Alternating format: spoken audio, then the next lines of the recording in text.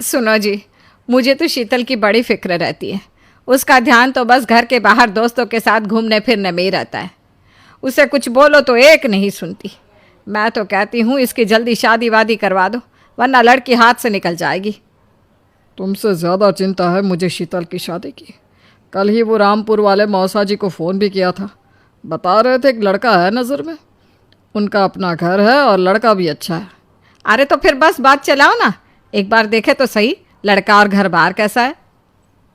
कौन से लड़की की बात चल रही है यहाँ? तुम्हारी शादी की बात चल रही है बेटी। अब तुम्हारी शादी की उम्र हो रही है तो लड़का तो देखना पड़ेगा ना। उफ़ो, मुझे अभी नहीं करनी शादी वादी। ये तो मेरे खेलने कूदने के दिन है। बहुत खेल कूद ली तुम। अब घर के काम धाम सीखने की कोशिश करो, समझी? ससुराल जाकर हमारी नाक मत कटवा देना।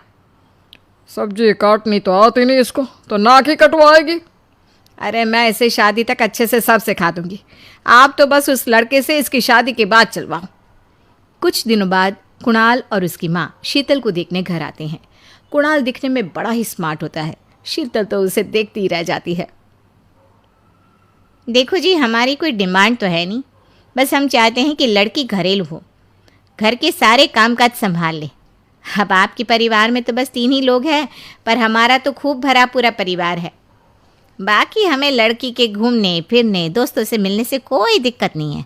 घर का काम करने के बाद जो चाहे सो करे। अरे वाह, ये तो इतने बढ़िया लोग हैं। लड़का भी इतना स्मार्ट है और ऊपर से इन्हें मेरे घूमने फिरने से भी कोई दिक्कत नहीं है। हे भगवान, तूने तो बिना मांगे ही मुझे सब दे दिया। बताओ जी, और क्या चाहिए हमें? हमारी तरफ से तो रिश्ता पक्का है जी। बस फिर तो हंसी खुशी शीतल और कुणाल की शादी हो जाती है। शीतल मन ही मन बड़ी खुश होती है और उसी खुशी के साथ वो अपने ससुराल में कदम रखती है। आओ बहू, तुम्हारा अपने ससुराल में स्वागत है। ये मिलो अपने परिवार से। ये तुम्हारे ससुर जी, तुम्हारी ननद सुनीता और गीता, सुनीता के पति राजेश और उनके 2 बच्चे राजू और चिंटू। ये ना हमारे साथ यहीं रहते हैं। ये तुम्हारी दादी सास हैं और बाकी लोग अभी बाहर गए हुए हैं। इतने सारे लोग, ये सब यहीं रहते हैं इस घर में? अरे अभी तो मेरे देवर देवरानी और उनके 3 बच्चे यहाँ नहीं है। उसके मायके में भी शादी थी ना, तो बस वहीं गई है। कल तक आ जाएंगे। हे भगवान, ये घर है या धर्मशाला? ये सब एक साथ इस घर में कैसे रहते हैं? मुझे तो पता ही नहीं था इनका इतना बड़ा परिवार है। अब समझी कि कोई डिमांड क्यों नहीं की इन्होंने। ये सब चाल चले मेरे साथ। अरे बहू, खड़े खड़े क्या सोच रही हो? चलो अपने कमरे में जाकर आराम करो। जी माँ जी। अगले दिन शीतल का ससुराल में पहला दिन होता है। शीतल रसोई में जाकर सबके लिए खीर बनाने लगती है। तभी उसकी ननद सुनीता आती है। अरे वाह भाभी, आज क्या बना रही हो? बस दीदी, आज वो पहली रसोई है ना, तो खीर बना रही थी। अरे भाभी, ये खीर वीर रहने दो। घर में 4 लोगों को शुगर है और कुछ लोग मीठा ही नहीं खाते। आप ना सीधा खाना ही बना दो। क्या फ़र्क पड़ता है, मीठा बने या नमकीन? बस बहू के हाथ की पहली रसोई होनी चाहिए ना। जी दीदी, तो फिर मैं खाना ही बना देती हूँ। आप बता दो खाने में क्या बनेगा? बस सिंपल सी कोई सब्जी बना दो, जैसे आलू गोभी या आलू मटर, और उसके साथ रोटियाँ सेक दो। हमारे परिवार में अब तुम्हें मिलाकर पूरे 20 लोग हो गए हैं। 15 बड़े और 5 बच्चे। बड़ों की 6-6 और बच्चों की 2-2 के हिसाब से रोटी बना देना।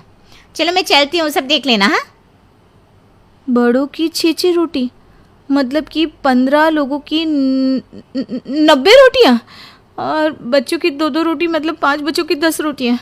90 और 10 मतलब कुल मिलाकर 100 रोटियाँ। हाय, मैं तो मर गई।